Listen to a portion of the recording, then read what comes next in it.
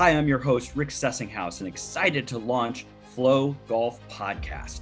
Each episode, we will share stories, interview experts, and share cutting-edge strategies for peak performance. Here's my co-host, Hallam Morgan, to explain more about Flow Code Golf.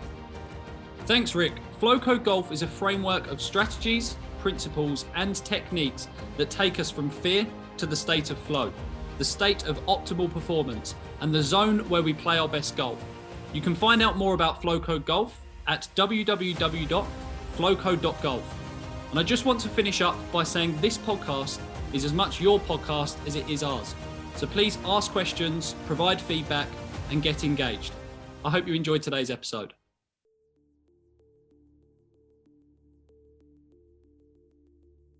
Welcome back to the Flow Golf Podcast. I'm super excited for another episode, and we have a special guest with us today. We have Mike Malizia with us.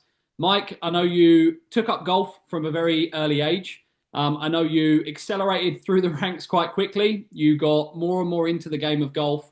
Interestingly, never went to college golf. I think you turned pro very quickly. Yeah. Found yourself out on tour. Then obviously transitioned into coaching after a period of time on tour, and used a lot of that knowledge, that experience to help your players to shoot lower scores, enjoy the game more, and become the best version they can possibly be. So I'm super excited, along with Rick, obviously, to learn more about that journey, learn more about some of the stories, some of the ways that you've helped so many players that's ultimately led you to become a top 100 Golf Magazine coach, and obviously one of the most well-respected coaches in the industry. So I'm super excited to have you here, and over to you, Rick. Let's get rolling. Yes. All right, Mike. So I've certainly known of you for several years. I've seen you present several times. Obviously, we got to connect at the top 100. I'm going to be talking a lot from a coach's perspective. I know Hallam is going to ask you some questions from your player perspective also. But I want to kind of zoom in on skill sets that coaches need as they progress, right? We get a lot of colleagues of ours that they're working on their craft. They become very good one-on-one coaches. But something that I would like to point out is I believe you're one of the best presenters in the golf industry. And to get to know more of your background on how you develop that, I think within that is a learning for just golfers wanting to get better at golf. So give me some background on the importance of presenting and giving speeches and how you develop that. Well, I think if you really in our industry want to move the needle and get the information out there and actually share information, and not only does it help you as a coach, it helps you to present to your peers. It helps you get your message across. So when I first got into coaching, I'm the way my mind thinks is very analytical, very type A. What do I have to do to be the best? And I knew you had to learn different methods. You had to learn technology. And as I started to get more into it, I noticed that great coaches were great speakers. They were great presenters. And I'm talking about the guys who've had the most success, the guys that really could pull something out of somebody. And I also noticed that, great coaches say a lot with few words. So one of the things that I started to do, I said, okay, I'm going to go on this journey, because my journey, I've said this before, everyone has a love for this game. And my love was really not going out and playing. My love for the game, I did it. I was okay at it. I practiced really hard, but my love for the game was always why and how things happened. Why does this swing work? Why does that swing not work? Why did this person who became very successful, who shouldn't have really, and this guy who's an all-star never made it? So I started to look at things that way. It was the same approach that I looked at in coaching. I looked at coaches that I thought were phenomenal, because I had worked with everybody. I had my mentors, Mike Adams, David Ledbetter's, guys that I worked with. But it was the same thing that I was seeing in the golf industry as well. So one of the things I said to myself was, all right, you got to get good at public speaking. You got to be a good speaker. And I didn't know really how to go about it. So I did some research, and I was deathly afraid to speak in front of people. I could do one-on-one. That was fun. Yeah. But to get up there and do a presentation, so I go to sign up for Toastmasters. And as I said before, my first speech, and I sat at a couple meetings, and they're great because you don't really have to say anything. So I sat in the background. And then after a while, you do your opening speech, which is your icebreaker, which is pretty easy, I thought. You're just talking about yourself. I got to stand up there and talk about myself for 2 minutes, and I completely botched this thing. I mean, it was just unreal. And when you have an evaluator and you have somebody who is watching how you're presenting, just the words you're using, they're watching the voice variation, what's your nonverbal cues, you start to see it. So I thought this is really something that was pretty cool that I needed to get better at. Now, after doing that, I started to go, obviously, to all the summits, all the retreats. And what I started to notice is when you're studying how to be a better communicator, how to be a better presenter, one of the things that you have to do is you have to have awareness of the audience as well, because sometimes you're presenting, sometimes you're an evaluator of that presenter, and you need to really look at the audience and see what engagement they have. And what I started to notice was I started to hear a lot of really good stuff that these coaches were presenting. And as I'm looking out into the audience, they didn't know how to engage the audience. They didn't know how to present the information in a way to get them to buy in and put their phone down or stop talking to the person next to them. And I'm sitting here going, okay, they're missing all this great stuff. And I just felt, hey, this is not only is it going to help me as a coach with my players, it's going to help me to present my information better. So I thought, all the important things you have to learn as a coach, you have to learn technology, you have to learn biomechanics, you have to learn ground forces, you have to learn all of the different swing styles and everything that is available. But if you don't know how to communicate that information, then you're not going to be effective. Yeah, exactly. And you said a lot in there that, again, these golfers that are listening and also the coaches, is you looked at some skill sets that you wanted to develop. At first, I don't want to put words in your mouth, but there's an uneasiness and anxiety behind learning something new. You put yourself in the back of a room, even though you're there to learn, and there's an uneasiness. Yet, what kind of mindset? I mean, I heard a little bit of curiosity in there, but what kind of mindset did you bring to something that, let's be honest, started very, very uncomfortable, and it's a very vulnerable thing to present in front of people? So what kind of mindset did you bring to that? Well, I've always had the mindset that if I'm going to get to that next level or really achieve something that I want to achieve, I have to put myself in an uncomfortable spot. And it sucks.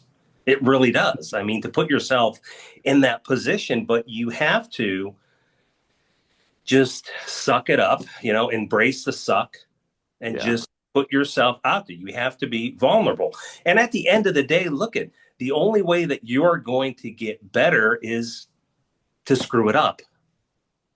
Right. And I think how you view that screw up. And I see the same kind of structure with, let's say, mini tour players or Corn Ferry guys that I teach, that it's like, listen, how you respond to your failures is going to determine which way you go. You're going to go two ways on this. You're either A, going to learn from it, put yourself right back out there, put the hammer down and go, or you're going to go out there and try not to screw up again, which is only going to ensure that you screw up again. Yeah. I mean, that's so powerful. The other thing that I've noticed with your presentations is, one, from an organizational standpoint, you know what you're going to say, yet, and this is just me as watching you, you're not tied to that you have to have the perfect word or the PowerPoints. In fact, I've seen you present a few times where there's really been very little PowerPoints, is that I call it you owning your content, and you're not trying to be perfect with it, but there's an organization that goes before it. And I think there's a message that you connect with your audience really, really well. Now, I'm going to turn this into golf here a little bit, but because you know your audience, you're prepared. It's almost like doing a practice round. How do you help your golfers now prepare for a round of golf? Well, I think, having preparation, really awareness of what they're doing, I think it starts way before the round. I think people go into it, and when you're defining golfers, I take a different approach to the average amateur as I do a tour player. Sure. So it's a different approach, but just with the average golfer out there, it's just having an awareness of what am I going to face today? What am I going to do? Have a plan, have a process, because typically what I see is the process breaks down. It's not the shot. They let the situation, whatever that situation may be, dictate how they're going to react, because they don't have a process that they can pull in to then deal with that situation. Exactly. Mike, I know you're very well known for being a very holistic coach, right? Making sure that you can help your players with lots of puzzle pieces that create performance. And I think a lot of that has probably come through your own experience of playing the game at a high level. Was there a moment during your own competitive journey when you realized, you know what, this isn't just about the golf swing. I need to work on other aspects. Did that come quite early? Did it come quite late? Would love to learn a bit more about that. Yeah, I mean, I was very fortunate to have the people that I was surrounded by. I worked really hard at it. I became really good at my craft and got some success very young. So what started happening is it was okay. You'd go out there and you'd play okay in a tournament. And then it was like, okay, I got to get to that next level. So it was okay for me mentally because I was 19 years old, and I remember actually the first time I met Doc Rotella, I went and spent 3 days with him. And he said to me the first day, he's like, here's what I want you to do. Let's go out and play 18 holes. And I just want you to, I'm not going to say anything. I just want you to play as if you're playing in the tournament. And he said, so I said, okay. We go tee it up. I think I shot 64 or 65, never seen the golf course. And we're sitting there at lunch. He didn't say much while we were playing, just chit chat stuff. And he said, let me ask you something. A lot of people tell you how great you are, your game is. I go, yeah. He's like, well, how does that make you feel? I said, well, as a kid, when I was younger, yeah, it made me feel great. But now it's in your head. This guy can't make it. As far as he hits it, as good as he hits it, he doesn't have a deficiency. I mean, if anything, for me, everyone has a weakness. My weakness, I mean, could hit it a long way. I'd get a little sideways with my driver, but I could manage it. I mean, enough. I mean, everyone, like I said, has a weakness. But overall, it kind of morphed into, what is wrong with this dude? Why can't he get to the next level? So went through the tour schools, did that. And my perception changed because as I got older, it got harder because I was supposed to make it. I was supposed to be that can't miss kid.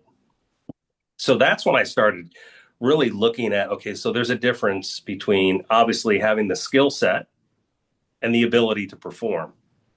So that had a big influence on my coaching, the way that I coach today. Yeah, I'm probably one of the most tech guys you've ever met. I mean, I use force plates, I use 3D, I use all of that, but I present it in a way that's simplistic.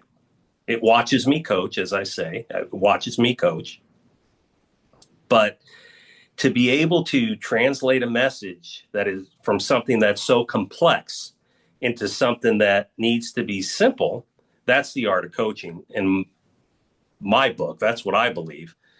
But I also understand from a player who was looked at as a can't miss kid that didn't have a deficiency in what I felt everyone's eyes, like I said, my driver, but it starts to play with you. So you start to dabble into, okay, what do I need to do mentally to get better? Okay. And so with that, where did you take that? Because I think for us at Flow Code, yes, we have a bias. We believe the mental game is just this really key puzzle piece. Yet most people don't train it because I don't think they know how to define what it is in the first place. So when you said there's a deficiency or something to work on the mental game, what was that next step for you? What did you believe the skill set was that was going to help you go to another level? I mean, I did the basic stuff. I think, when I played, I've been coaching now for 25 years. So Yeah, the mental game wasn't what it is now. We didn't have sure. the science behind it. So you know, game like training, things like that, where, your practice was blocked or random and things Sure. like that, and how the mind works. So I didn't have the tools back then and the access to really use the stuff that I have today. So it was a lot of just trying to run routines, visualization, things like that. A lot of talking with Rotella, which we did a lot, and it's completely different when you see the guys today, the approach and how the mental game is. And if you look at it, it still cracks me up, because when you do talk to the average person, and I did a mental golf school, kind of my version of it. Yeah. And one of the things I said is, and I do this all the time, I ask the people in front of me, what percentage of the game is mental? And they all say the same thing. You're not going to get less than 85%. You get 85. Some people say 100. And I said, okay, how many people work on their mental game? Nobody. And then what you just said answered the question. The reason they don't work on it is because they don't know how to work on it. So flow code and what you're doing, I think, is so important to not just the industry of coaches. I think it's important for players to understand what this mindset can actually do for their game. Yeah, and I think it's the trainability. Like you said, it's exciting in our industry from coaching to have the force plates in the 3D and all these cool things to measure. So what you can measure, right, you can change. And the mental game, I think, is behind on that. I mean, there's some tools, but I think that's going to improve with wearables and certain things with brain waves and stuff. Yet it's back to if somebody doesn't really know what they're training, like we look at it as state dependent, right? Your performance is state dependent. Are you in a fear state, anxiety driven, which creates stress response? Or are you in a flow state where things are free and fluid and focused and calm and confident, right? Those are different states. Now, we believe there is a roadmap to go from fear to flow, and those are the trainable skills that go with it.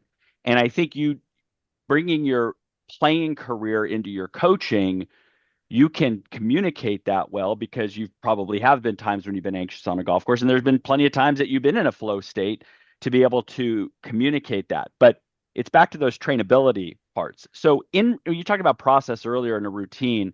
What are some, just some low-hanging fruit that you do work with maybe that average player who doesn't have a process, right? The routine that you would say, Mr. Smith, here's a couple things that are really going to help your routine so we can be able to take some of those skill sets out on the golf course. I think one of the big things is having awareness of the situation, and then having a process, as I said, to deal with that. So I think it starts for them to have awareness of the shot. I always tell people, out on the golf course, amateurs especially, tour pros, they understand this a little bit better, but amateurs view each shot as the same difficulty. And I always, right? I always say, listen, on a scale of 1 to 10, 1 being the easiest, 10 being the toughest, what is this what is this difficulty based on your skill level? Yes. And that, I think, starts with the changing of their decision, because they typically don't know. Every shot's viewed as the same. So I think that puts them in a state of, okay, it is a tough shot. Maybe I should make this decision. Then the second thing I am really, really adamant about is having awareness of what is your response. what is your body's response? I'm Italian. I go 100 miles an hour, right? So I know under the gun, I have to slow down. Yes. For me, I start going too fast. Everything starts going too fast. I start waggling the club too fast. I start walking too fast. I start making decisions too fast. Some people slow down. Correct. Some people try to control the shot where others don't have the commitment to the shot. I had a tour player. We had this conversation a couple weeks ago, and it was the same thing where with me, I went fast. If I birdied one hole, I wanted to birdie all 18. And that helped me go low, because once I went. But it also was the same response when it got a little sideways, where I would go, and that doesn't work as well. But his response to that situation was he second guessed himself. I never second guessed myself. So my response and how I dealt with that situation is going to be totally different than the way he does. He has more of a commitment to the shot that he's trying to play, or the decision that he's making. Is it the right one? I never had that. Mm-hmm. I got more into, when I got off, kind of control things, make things happen. Love that. I just one quick follow up on that. So awareness, a lot of people focus on awareness being what they're focusing on external world, right? Like the lie in the wind, all the stuff that I know, yeah. Mike, you help them. What you bring to that is when you have that internal awareness, I think that's next level.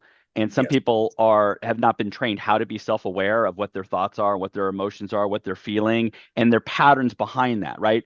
We in swing coaching, we have these patterns of, you tend to slice the ball, you tend to do these patterns, but the same thing mentally and emotionally.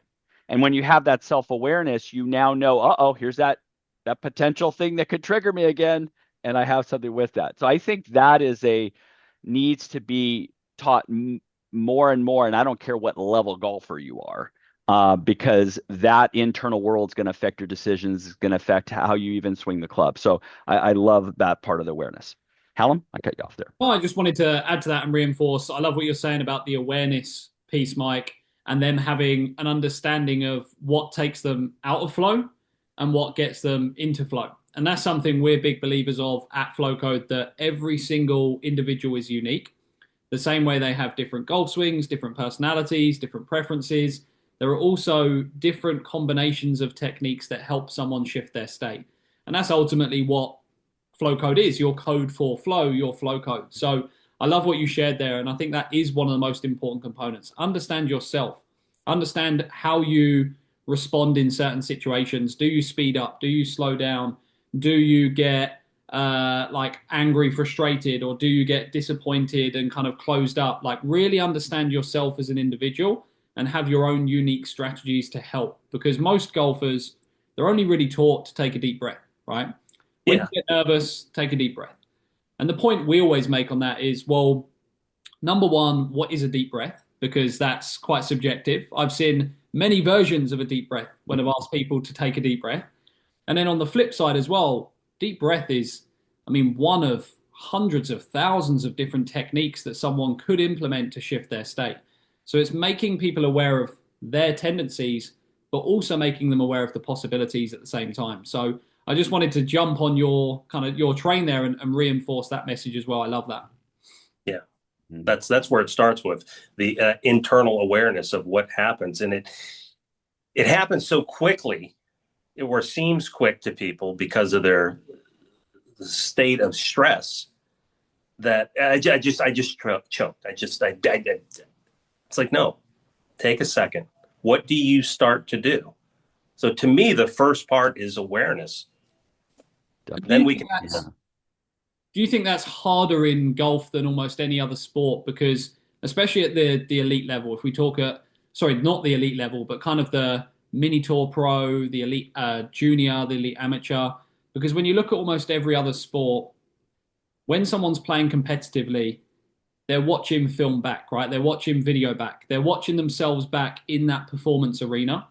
Whereas when we look at mini tour pros in particular, elite amateurs, elite juniors, there's really not that much opportunity to watch yourself back. So we're so reliant on the athlete's reflection and memory of what happened and what they did, rather than the factual video, the factual evidence of what actually happened.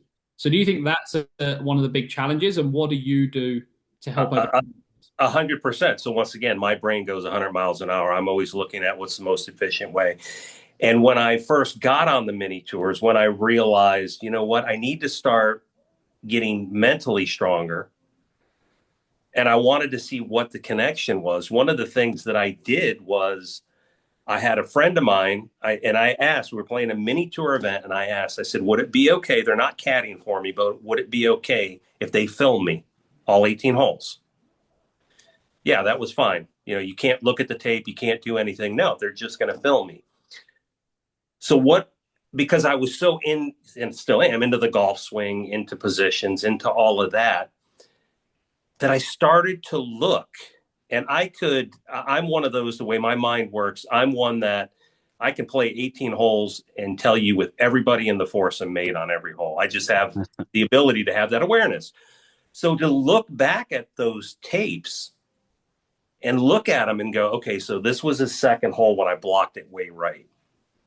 What was I thinking about? Well, I know what I was thinking about. So I could almost freeze time and go, okay, this is what happened in my swing. And it always seemed to happen in my swing when my process or state of mind was just not in the right spot. I got distracted, or I got into a hole I didn't like. So then I started going into, okay, so is it the swing or is it the mind? And that's kind of where you have to marry them both. You have to understand your golf swing.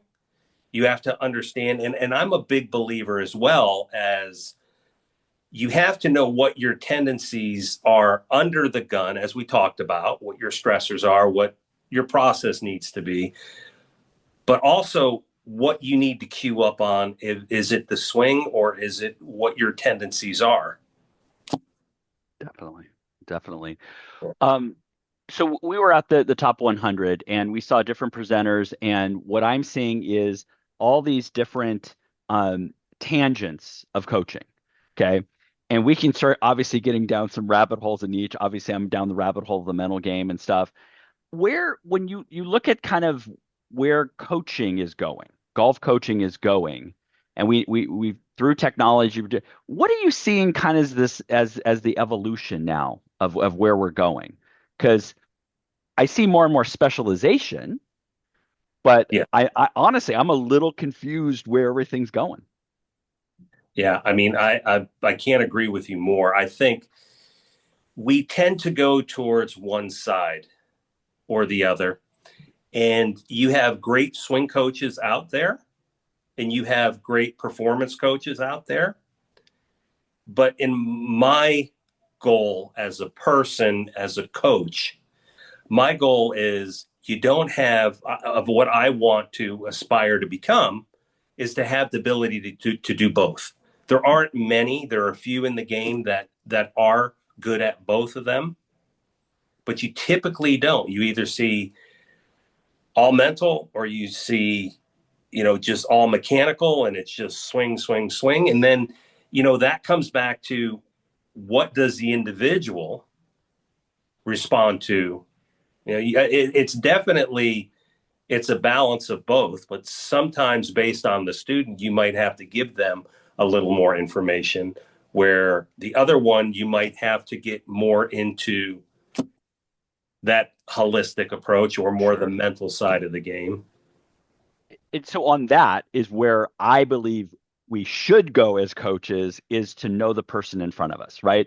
So you presented at the top 100 and spoke about, and I'm paraphrasing here, is that person that's in front of you, that student in front of you, some behavioral and personality traits that helps you now coach them in their world, not trying to force feed something that might work for you. That's where, Mike, I think we need to be going as coaches, is we have all these cool tools, but the person in front of us is the most important part of this. Yes. And we need to learn to improve our coaching ability not necessarily knowing more about technology. So that's my bias, but I'm seeing these cracks now kind of happening where, yes, we have extremes, but did that player get better or not? And sometimes the answer is no. Then we've done a disservice as a coach, Yeah. and that's why I've loved the presentations you get. I love the content you put online, because I see you bridging that really, really well. And that's not an easy thing to do. So again, I am not as apt on the force plates in 3D like you are. I know they're important to measure. I know that's a way you can create a roadmap to help somebody understand their mechanical parts. Yet, what does that player want in front of you? I don't know if we ask that enough. No, that's the whole thing. It comes down to, if I have all this information and I've went through all the training and all the studying and all the learning just with students and things like that, the most important part is, how do I communicate this to the person in a way that they're going to understand it based on their profile type? If I don't know how their brain thinks, I can't get to them. And you see, from my research with great coaches, there are a lot of them that do it. Not, I shouldn't say that. There are not a lot. There are very few that do it. And they're not aware of what they're doing. Yes. Yes. So that's the answers in my head that I needed. How are they doing this? Mm-hmm. Mm-hmm. And I think, we have profiling, right? We have Mhm. behavioral and personality profile. We also have emotional intelligence of being a coach who is going to ask questions to get to learn and get to vibe where that student is. We talk a lot about, again, learning and performance is state dependent. You and I have had both students that come to you right after work, they're in traffic, they pop in, and then magically they're supposed to learn the golf swing when they're all stressed. It's like, come Yeah. on, people. And how can we then say, hey, looks like you had a little bit of a rough day. Let's, and you're coaching the person first and then the golf second, Correct. and I think that's part of just improving emotional intelligence and reading people and asking questions and not just telling people what to do on that. So tell me some about your programs. I mean, you're at a really cool facility. What are some programs that you run there? Because you mentioned like some mental game stuff. How does the week in the life look like for you? Yeah, I mean, it's full, it's busy. We have it's a great place, the club at Admirals Cove in Jupiter, Florida. Membership is great. It's a big club. We have 18 holes on one side, 27 on the other. We have a 5,000-foot performance center. Members are just golf crazy. Have 8 teachers. Wow. So it's just a great spot. I'm very, very fortunate to be there. And it's just providing schools. They love schools. They love the programming.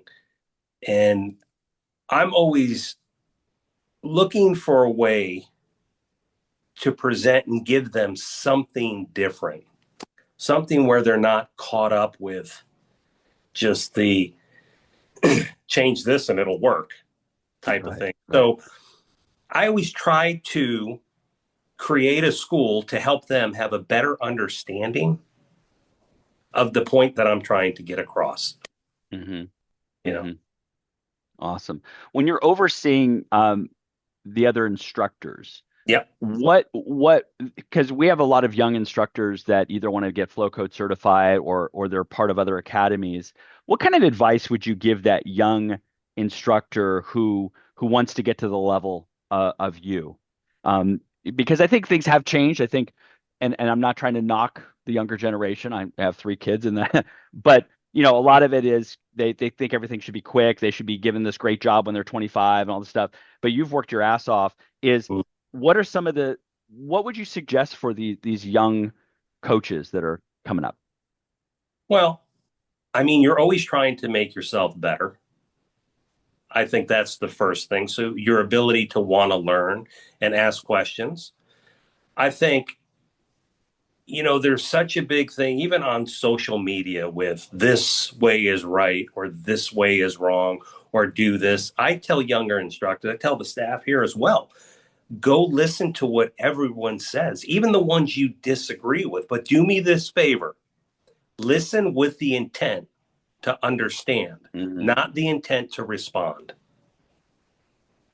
Because that's what they're doing. So, there's multiple ways, and you look at things and you look at swing styles and you look at theories, and it's like, listen, I can do it both ways.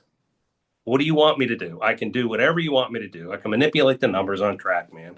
I can do anything on a force plate you want me to do. Now, there's a big difference. Can you do that under the gun? That's a different animal. So understanding what obviously matchups and swing styles work for people, and also understanding what matchup and mental approaches or process work for them as well. So it's exactly what you said. It's breaching the two together. It doesn't have to be one side. Correct. Yeah. So it sounds like from that, Mike, the two skill sets that you would say are most important and maybe that have led to your success as a coach are being a great communicator, number one. So being able to share your ideas confidently in a way that engages people and excites them. And then also being a great listener as well, right? Being able to absorb that information so you can learn and feed into better communication and better presentation. Correct. And that's where communication is. Communication is more about listening so your response is effective to the person who's talking to you. I think with the younger guys, the thing that when I was growing up, or Rick, or anybody that's, I'm 55 years old. So you had to go, we didn't have all this on Instagram and YouTube and Facebook. So you had to go shadow people.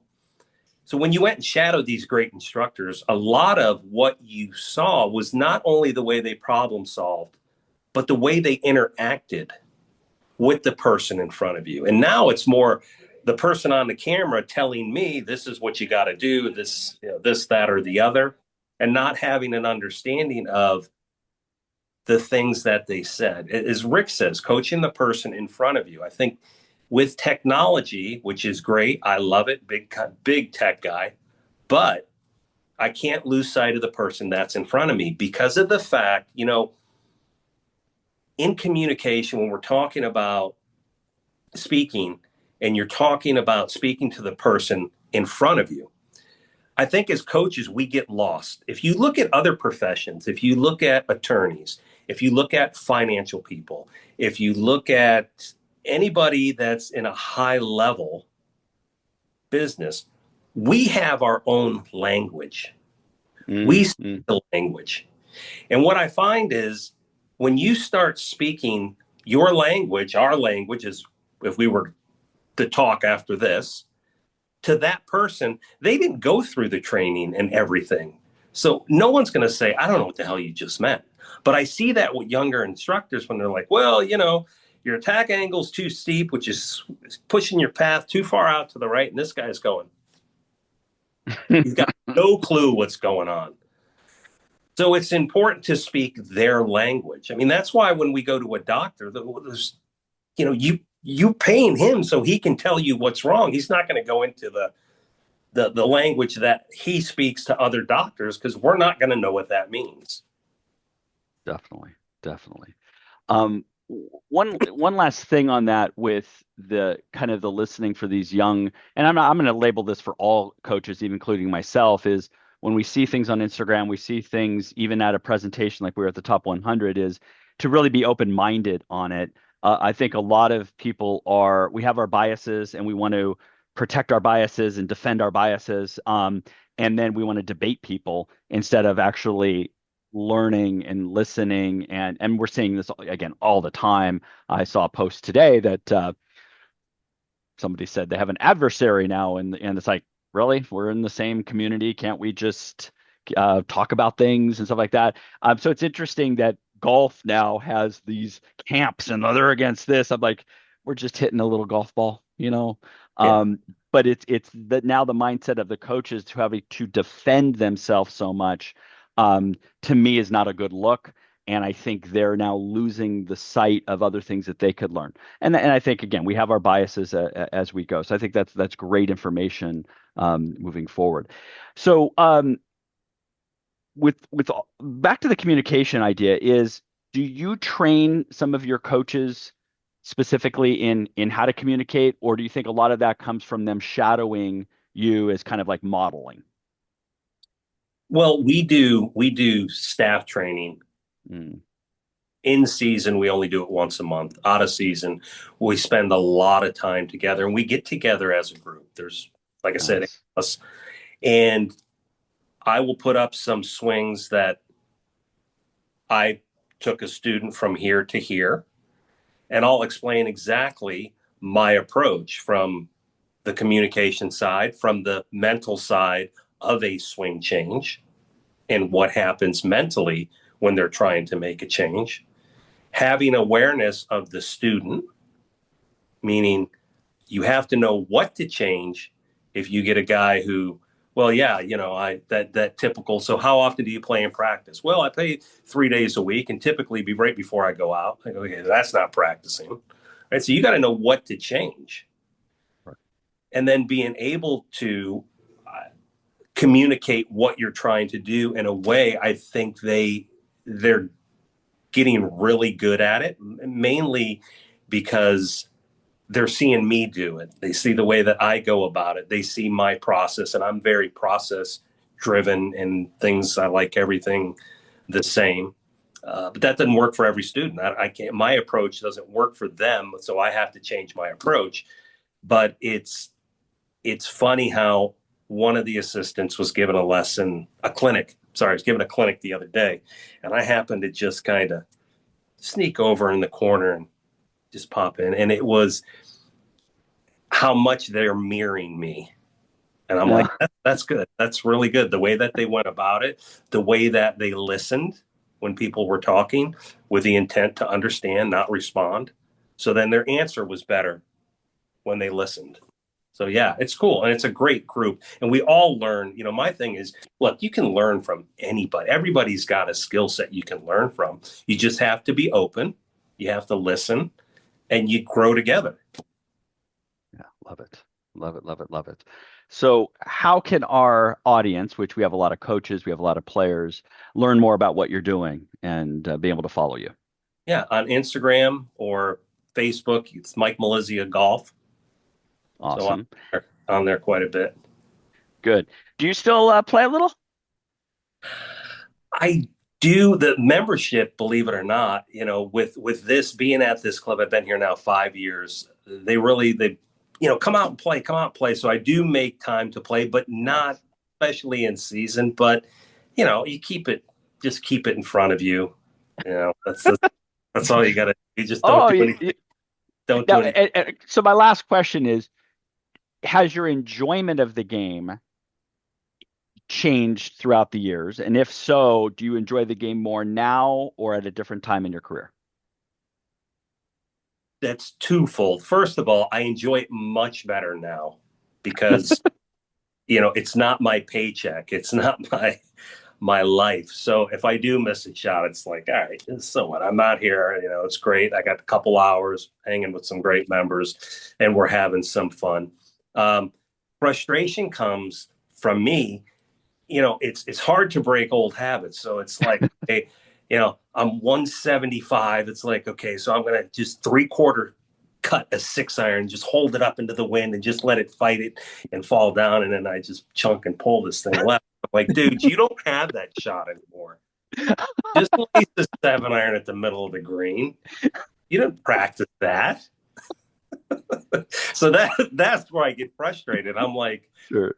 We took some members on an away trip a couple months ago, just down the road. And, I start off and I'm 4 under through 14. I lace it down the middle, short par 4. So I'm like, oh yeah, I'm going to take it 5 under, right in the middle of the fairway. And absolutely, I'm going to try to pinch this 56 degree and just skid it in there and just laid the sod over it. I'm like, what the hell was that? So stuff like that is just like so maddening, but I gotta play to play more conventional golf when you don't play because of the ability to practice those 100%. I think that's incredibly important from a coach lens as well, right? To put ourselves back in the shoes of the player. I know, Rick, you say every single time, and I know it's not as frequent as you'd like, but every time you go out and play, you learn something new that you can help your players with because you're putting yourself back in their shoes. It's very easy to distance yourself from their experience and then forget what it's actually like to be out there playing, how frustrating it can be, how much anger is created when you hit a poor shot, the nerves you feel in certain moments, the lack of clarity, the doubt. So experiencing that almost reminds you to have a little bit of a softer approach on your players sometimes. Not to, it does. We lose sight of it. Absolutely. We do lose sight of it because of just being away from it. And it's the same thing. One of the things I did with the staff here is had them go the opposite hand. So, one of the lefties, I had him hit righty, and I'm like, well, how hard is this? Now, mind you, you're young, you're strong, you're talented. And in order for you to make this change just feels unbelievable. So that's what the person's experience, even though our perception is, well, what do you want me to do? You want me to get, more hand depth? What do you want me to do? It's very easy for us, but when you're dealing with just the average person. So that's why I say coaching a tour player is completely different than coaching an amateur. Your approach has to be totally different. I love that. I love that. A little game of get two coaches and have one coach teach the other one how to play the other way around. That would that's an interesting experience, that's for sure. Yeah, absolutely. Awesome. Well, Mike, thank you for your time. Wanted to do this for a while, and again, what I've learned from you, again, from a communication standpoint, from emotional management standpoint, is helping coaches, but all of this, of course, translate to helping players. So thank you for what you're doing. No, thank you. It's awesome to finally be on the Flow Code. I'm a big fan. I'm a big fan of you, big fan of your work and what you guys do. I think it's so important to the industry. I think it's important to coaches. It's once again, it's another tool in the toolbox. And the more that we can have and understand that, the more we can help our players at every level. Wonderful. Well, thank you. Appreciate that. Thank you so much, Mike. Really appreciate it. Thank you.